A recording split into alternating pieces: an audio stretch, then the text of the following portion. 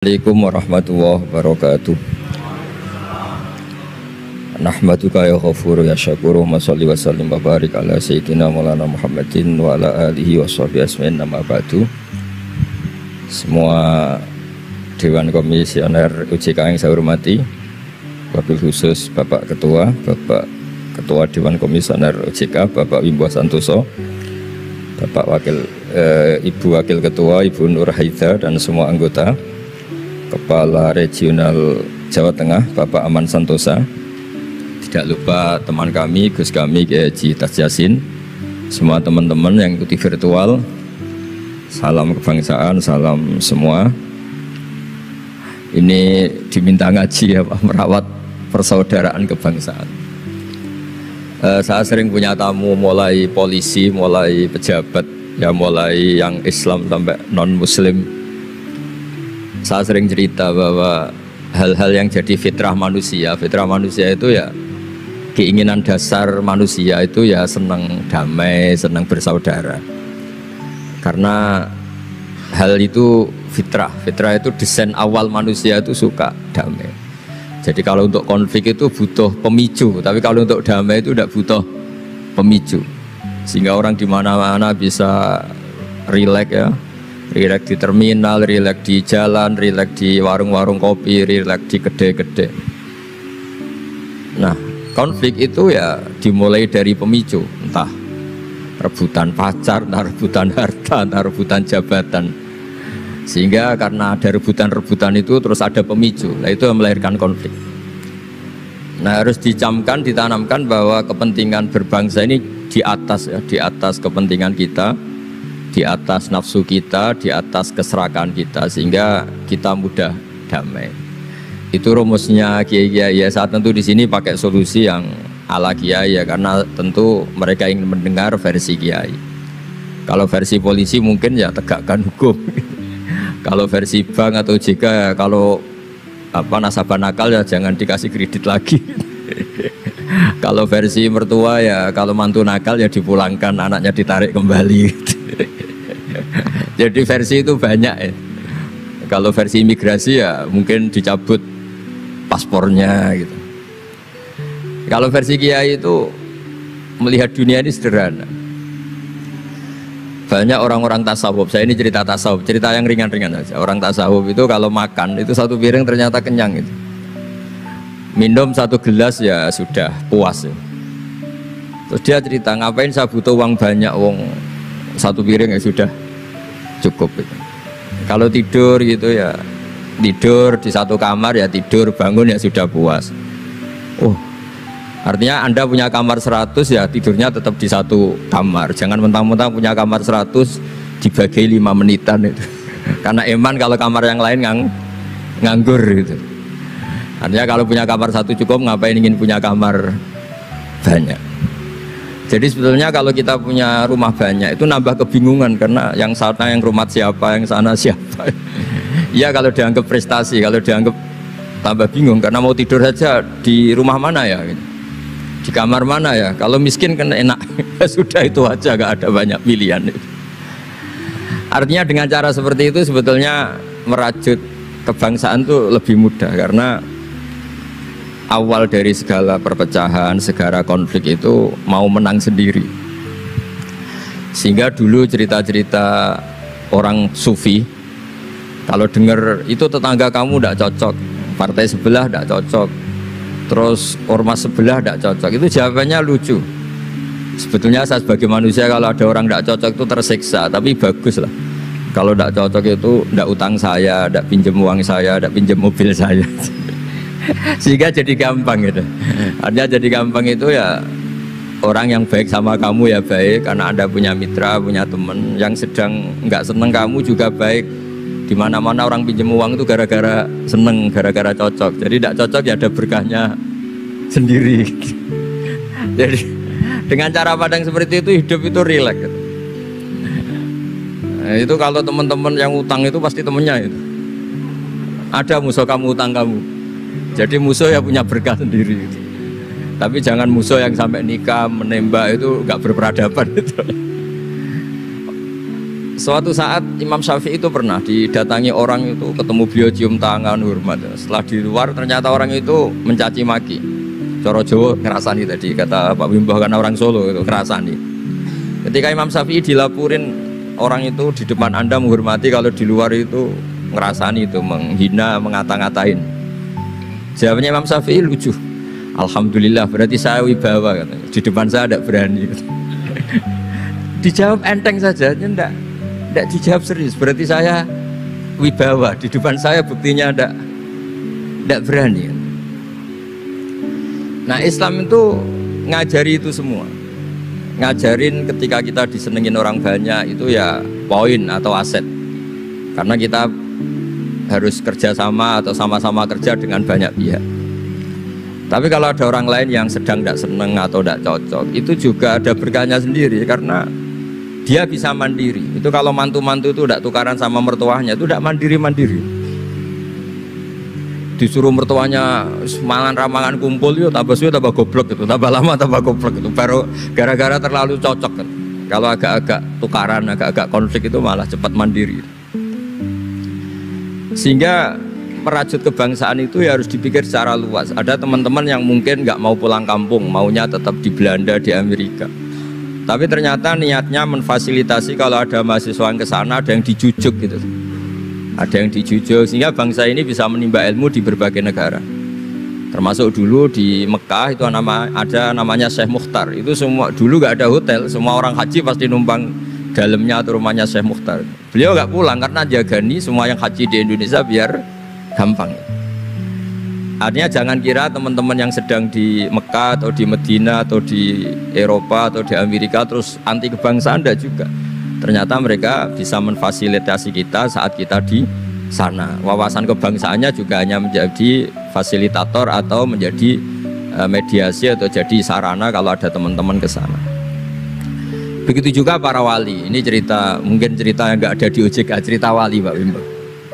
Wali itu kalau disuruh mikir kredit, disuruh mikir cara bantu orang miskin itu ya tidak pati bakat gitu. Tapi komunikasinya langsung sama yang punya. Jadi alam raya ini dengan segala variannya itu milik Allah Subhanahu wa Ta'ala. Jadi kalau Anda ingin merubah lakonnya wayang, itu tidak usah ngerayu Gatot Kaca disuruh jadi Semar atau disuruh jadi Bagong, itu susah, mereka nggak mau. Pasti mempertahankan karakter masing-masing. Itu ngerayu dalangnya saja, ini lakonnya diganti gitu. Nah, wali itu gitu, kalau merubah Indonesia itu ya komunikasinya sama Allah. Karena yang mengendalikan alam raya ini Allah Subhanahu wa Ta'ala. Kita tidak bisa mengendalikan pikiran orang. Sering ada orang itu, ini cerita yang ringan-ringan saja, tapi barokahnya cerita ini nanti gampang merajut persaudaraan. Bapak itu, bapak saya, Kiai Haji Nur Salim, itu paling suka itu sama orang yang agak sombong. Sombong itu ya ketua RT sudah bangganya Masya Allah. Dia punya motor satu sudah kayak orang paling kaya di dunia. Punya istri yang sebetulnya ada cantik, ya dia ngira istrinya itu paling cantik di dunia. Dia agak ganteng yang merasa paling ganteng di dunia. Saya dulu ya iskal itu janggal. Kenapa sih kok seneng kancanan orang sombong? Ternyata orang sombong itu orang yang paling gampang syukur. Orang gampang syukur. Tapi kalau ketemu orang yang kelihatannya sopan, apa saya hanya RT, apa saya hanya di OJK, saya ada menteri, saya ada presiden. Presiden merasanya presiden di negara ketiga, dunia ketiga, bukan presiden superpower. Ketemu orang-orang yang tidak pernah puas itu kesannya tawadhu, ternyata pasnya itu tidak pernah puas, tidak pernah syukur. Lah yang sombong ternyata tidak sombong, dia gampang syukur. Ketua RT aja sudah merasa kayak presiden. Hanya pegawai OJK aja sudah merasa bangga, padahal dibuat suruhan Pak Simbo. Tapi senengnya nggak disuruh seragam, sudah seragam semua. Saking senengnya. Iya, bangga banget ya, bangga banget. Jadi sama, sebetulnya kita jadi warga Indonesia berKTP Indonesia sudah harus seneng. Tidak gampang orang punya negara itu tidak.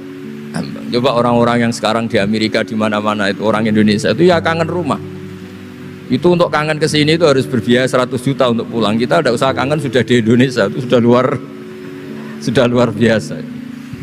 Nah, sama-sama kerja atau saling memberi kontribusi. Saya sering punya analogi ya. Saya sering diskusi sama banyak rektor di Indonesia. Bagus mana kerja sistem modern sama sistem kiai? Kata saya ya semuanya punya plus minus. Tapi kalau saya kiai ya milih bagus kerjanya kiai. Kata saya. Kalau kiai itu ngajarkan orang yang mampu nolong yang lemah. Ya sudah itu aja ajarnya. Kapan saja Anda mampu, berkesempatan mampu ya wajib menolong. Tapi kalau sistem modern itu ada jobnya. Sehingga gara-gara ada jobnya, suatu saat mungkin kalau ada orang tenggelam, wah saya ada SAR, saya ada tim SAR gak perlu menolong gitu. Kalau ada orang miskin, saya ada pegawai bank gak perlu ngasih kredit. Itu bahaya untuk bangsa ini. Sehingga dibutuhkan kerja-kerja yang ala kiai saja. Kalau ada kecelakaan di jalan, meskipun Anda tidak satlantas ya ditolong Anda yang menangi, yang tahu. Kalau ada yang miskin, tetangga kamu Anda mampu ya tolong saja, tidak usah nunggu diajukan proposal, didaftarkan miskin resmi sampai ada plakatnya terus baru dibantu. Itu selak mati. Nah, selak kelaparan. Nah, pendidikan agama juga gitu. Misalnya semester ini mengkaji tentang sholat misalnya di UIN atau di IAIN. Mengkaji tentang haji. Kalau di kiai enggak, Anda mau haji tinggal tanya kiai. Tapi kalau ada kuliah nunggu semester itu, nunggu dosen itu baru tahu bab haji. Nah kalau pertolongan itu nunggu polisi, nunggu OJK itu prosedur dulu, kadang ditanya sertifikatnya macam-macam. Nah di sini pentingnya kerja. Jadi kalau lembaga resmi ini untuk hal-hal yang besar yang tidak mendesak, yang mengikat. Tapi harus ada sistem sosial yang on time, yang setiap saat bisa diakses. Yaitu kebaikan masif, kebaikan yang semua orang itu merasa harus menjaga. Jadi yang menjaga kestabilan Indonesia itu semua orang, bukan polisi, bukan tentara, bukan siapa saja, termasuk departemen-departemen resmi, kepolisian, termasuk semuanya. Dengan merasa seperti itu saling tergantung, dan yang lebih cepat ya sistem sosial tadi. Sehingga kalau sistem sosial itu ada kiai atau ada tokoh agama lain atau ada yang dituakan, itu relatif stabil karena coro Jawa nak tukaran itu sungkan, kalau terlalu konflik itu sungkan. Nah sehingga dulu ada cerita, ini cerita ada seorang perempuan itu ketemu Nabi itu di jalan. Itu coro etika orang kita lah, apalagi orang Solo, orang Jogja itu kan ada etis, ketemu di jalan dicegat. Ya Rasulullah, saya ini punya bapak sudah tua, dan kalau Anda haji seperti ini pasti ingin bapak saya itu ikut, tapi beliau sudah tua sehingga tidak bisa ikut. Ini gimana, saya harus menghajikan beliau apa enggak? Sama Nabi saat itu dijawab, kalau bapak kamu punya utang, kamu yang bayar, cukup enggak? Ya cukup ya Rasulullah. Ya sudah, seperti itu. Artinya cukup Anda hajikan. Kemudian oleh Imam Bukhari itu dibabkan lucu, babnya itu unik. Bab boleh tanya tokoh di jalan. Jadi tidak tentang hajinya, tapi tokoh itu harus siap menjawab pertanyaan meskipun sedang di jalan. Tidak usah nunggu sowan di rumah atau antri inden daftar tamu. Nah, itu jadi pelajaran bagi kita. Jadi kebaikan itu kita wajibkan dulu ke siapapun yang mampu dan berkesempatan. Sehingga kalau kita misalnya ketemu orang tenggelam, meskipun kita tidak pegawai SAR atau tidak yang bertugas di pantai itu, ya kalau Anda mampu, ya selamatkan. Kalau ada kebutuhan tertentu masyarakat, misalnya sakit, Anda berkemampuan minjemin mobil untuk diantar ke rumah sakit, ya kewajiban Anda, bukan nunggu dinas resmi yang mengambil. Jadi kebaikan yang diwajibkan ke dinas resmi ya monggo, kita loyal, kita dukung, kita support. Tapi kewajiban yang diwajibkan atas nama agama bagi yang mampu itu tidak boleh hilang, karena ini yang langsung bersentuhan dengan masyarakat.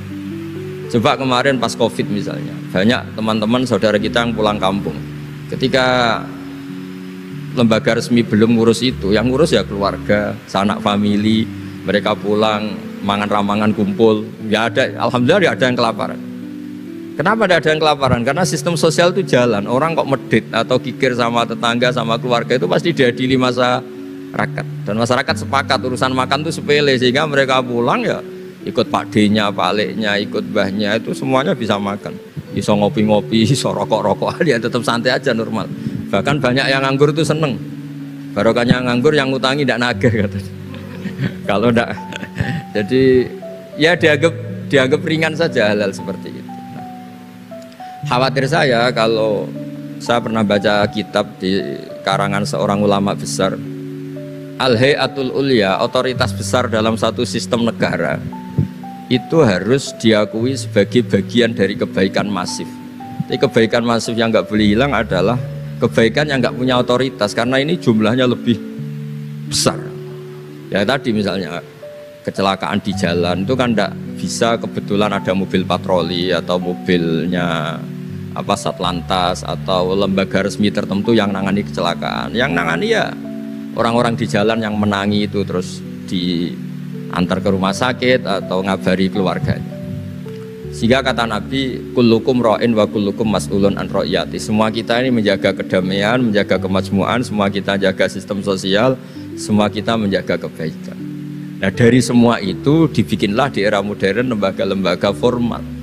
Tapi jangan juga lembaga formal menghilangkan sistem fitrah manusia tadi yang fitrahnya ingin baik, dan itu ada di mana-mana dan kapan saja.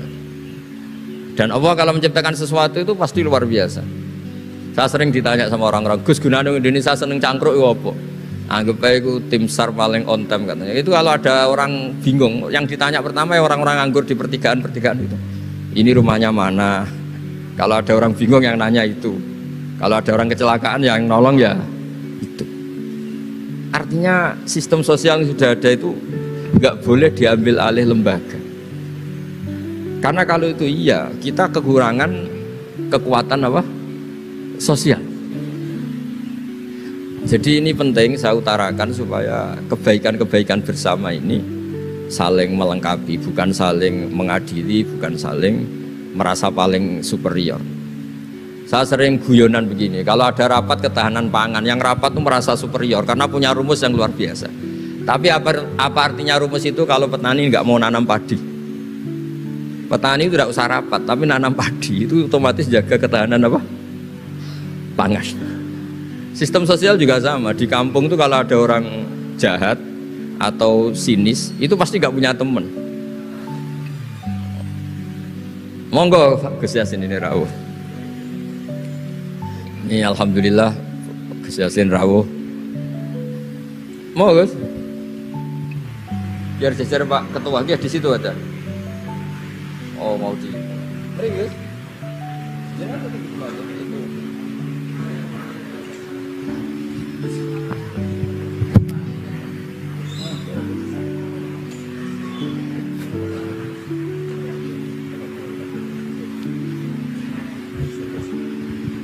Ya, saya teruskan supaya kenapa saya nyampaikan ini, supaya energi sosial kita untuk menjaga kemajmukan, menjaga toleransi itu lebih masif.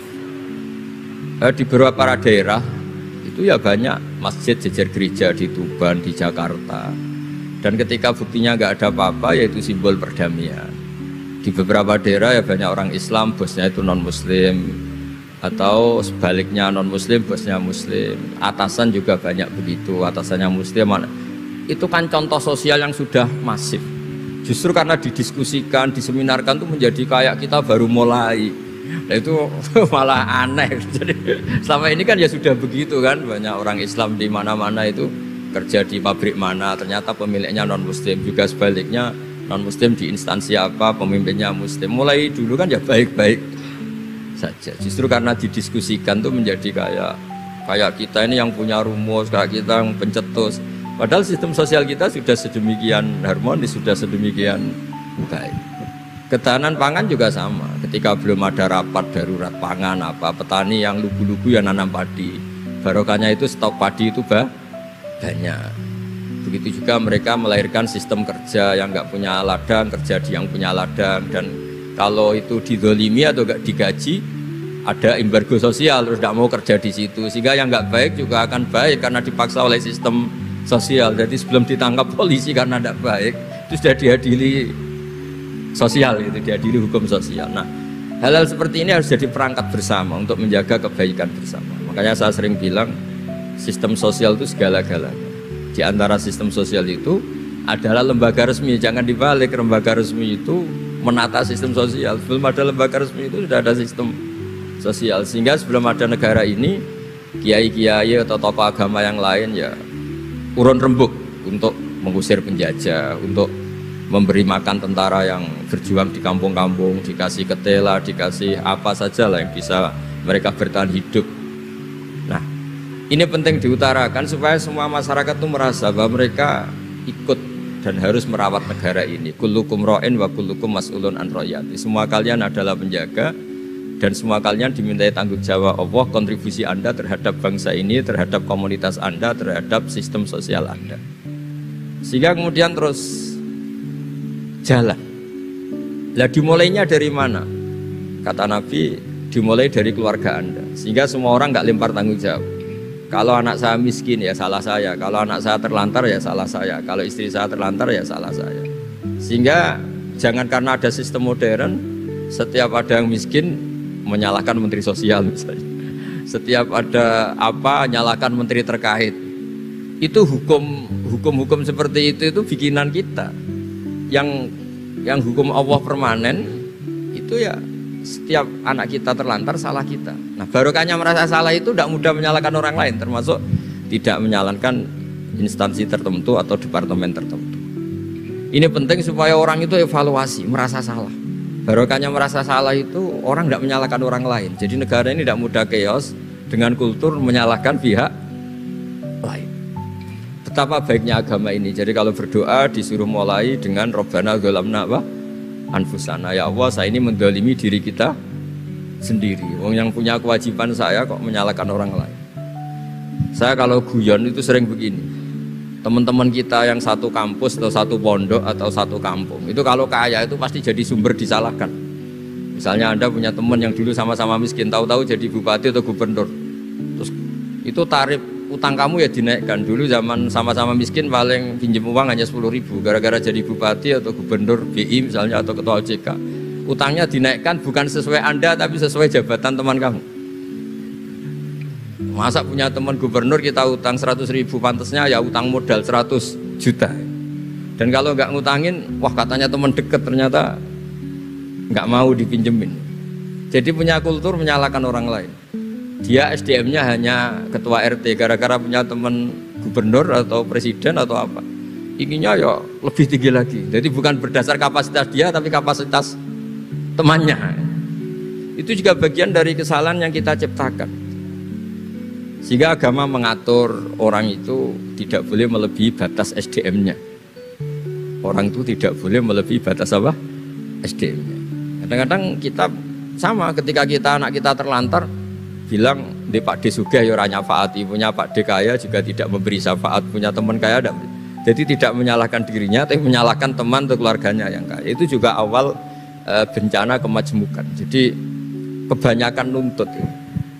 Makanya Nabi berkali-kali ngendikan ketika kamu di zaman akhir wa alika bi khosayati nafsik wada angka amrol amah. Kalau sudah ada badai apa saja, badai ekonomi, badai sosial atau badai apa saja, urusi diri kamu sendiri. Itu bukan Nabi menanamkan egois itu enggak, justru menanamkan kebersamaan. Barokahnya orang itu sibuk ngurus keluarganya sendiri itu enggak kepikiran nyalakan orang lain. Jadi orang kadang salah tafsir itu justru seakan-akan kita diajarin untuk egois itu enggak.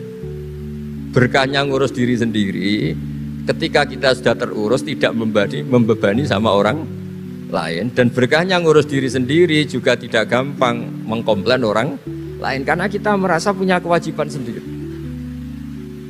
Tapi kalau kita ini terlalu modern, orang nggak punya uang, ini tanggung jawab Menteri Keuangan, kalau miskin tanggung jawab Menteri Sosial, kalau ada jalan rusak tanggung jawab PU. Oke, secara hukum kenegaraan misalnya mereka berkewajiban tugas itu, tapi kalau itu untuk alasan menyalahkan, semangat kita menyalahkan. Dan agama itu tidak mengajari seperti itu. Agama itu mengajari Rabbana dzalamna anfusana. Ya Allah, saya ini merasa mendolimi diri sendiri. Nah dengan seperti itu enak cara hukum sosial kayak tadi. Ketika Allah menciptakan orang tidak suka kita kadang ya Allah salah saya apa kok sampai orang tidak cocok saya. Kamu lupa Allah mendesain orang tidak cocok kamu supaya ada utang kamu, tidak ganggu kamu. Barokahnya tidak cocok itu tidak minta uang kamu. Nah itu yang saya ingin ditiru.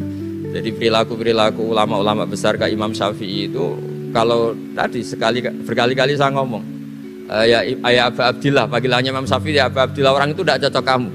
Ya baguslah dia merdekakan saya, dia tidak akan pinjam uang saya, tidak pinjam mobil saya, tidak akan ganggu saya, tidak cocok. Kalau dia hajatan juga tidak ngundang kamu, jadi tidak cocok itu ya barokahnya ya banyak.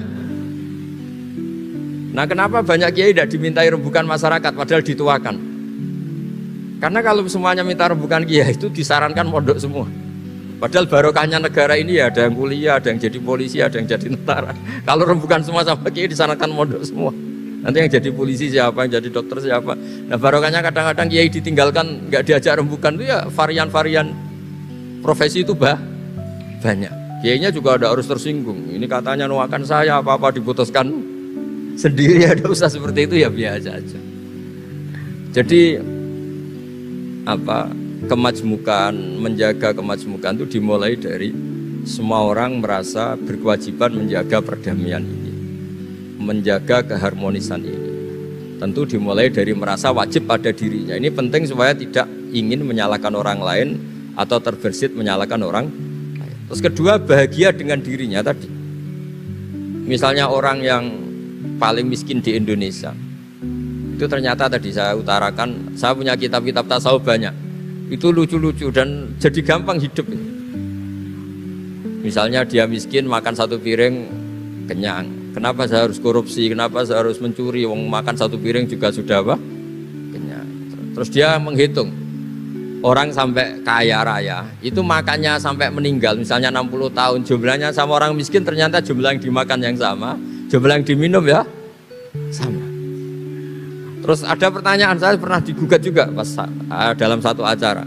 Tapi kalau orang kaya ingin apa saja kan kesampaian, Gus. Ingin beli mobil kesampaian, ingin beli pesawat kesampaian. Saya tanya, ya orang kaya inginnya tidak seperti itu. Misalnya inginnya mungkin jadi presiden, inginnya jadi gubernur, kan ada aja nggak kesampaian.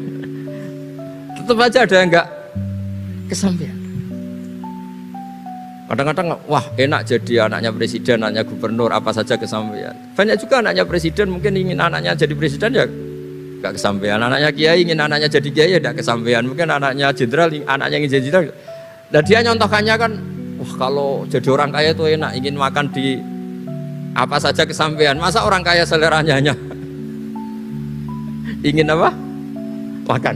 Artinya ada saja yang enggak sama. Misalnya orang jadi raja Arab Saudi, ada aja yang enggak kesampaian.